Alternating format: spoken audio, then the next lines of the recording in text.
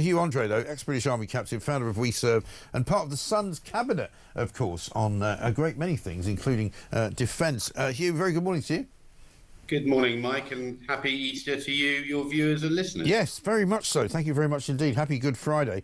We're here, of course. Some people don't work on a Good Friday, but we do.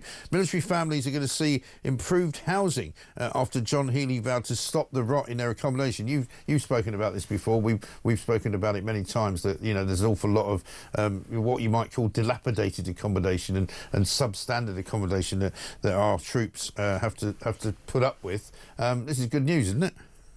Yeah, I mean, any initiative, Mike, that's going to benefit those who are serving and their families, and of course our veterans, it is always welcomed. But so many times we've heard this before. Military accommodation and property, in not all cases, but in a lot of cases, is really third rate. A lot of the property was sold off many years ago to a private property investor, where of course it was fixed up, done up, and we had situations, for example, down in Pirbright, where we had serving men and women living in, frankly, disgraceful accommodation with broken windows, holes in the roof, leakages, damp, etc. Yeah, and across on the other side of the road was these beautiful manicured gardens with lovely houses, all with double glazing, etc., sustainable and in great, well, frankly, in a great state, but with non-military personnel, civilians living in them. Yeah.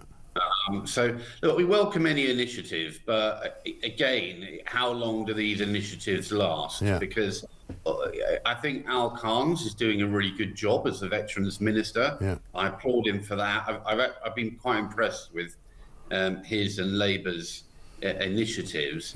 But you have to ask yourself, do they have the resources and the firepower to see them through? Yes. And that's where I question. Yeah, no, I mean, I think Al Khan's was on this show a week or two ago, and he was very helpful to us when we asked him a question about one particular army serving soldier's father who's been trying to check out what's been going on in the investigation into the death of the Red Caps. I'm aware of that. And he actually, agreed to meet him and said, please pass on my message and please tell him to come and have a meeting. So he's obviously, his heart is in the right place. But I mean, we're supposed to be, are we not, upping the expenditure on the Ministry of Defence and on defence in general? So surely you would like to think that the budgetary requirements, if they're not there now, will be there soon. Well, yeah, and people are hemorrhaging. They're leaving because they're just not being looked after. Back in the day, a serving soldier, sailor, airman, or woman, if they were married and had family, their families got medical care. They don't anymore. Only the serving member does. Yeah. That's inexcusable. Right. We should be looking. The UK should be the best country in the world to be either in the armed forces or indeed a veteran. And of course, I speak on behalf of veterans. Yeah. But I'm a passionate believer, and I know you are, and thousands, millions of others too. If you served in the armed forces and you signed that contract of unlimited liability, you should be entitled to housing. You should be entitled to healthcare provision. Yeah. You should be entitled to training when you leave military service. Yes, and I mean that's what you're taking up as well with your former job as a recruitment specialist in getting people out of coming out of the armed forces into work. With We Serve now, that's really one of your missions, isn't it?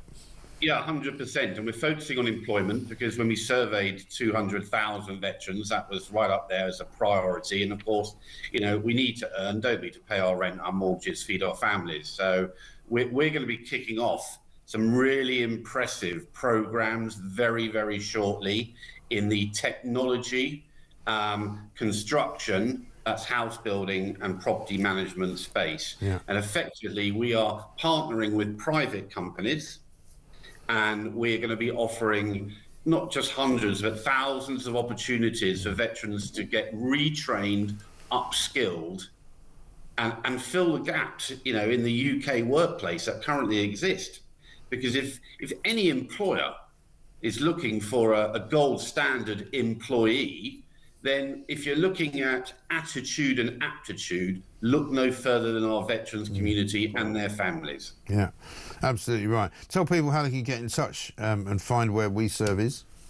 Yeah, no, we're online, and it's we-served.com. We-served.com.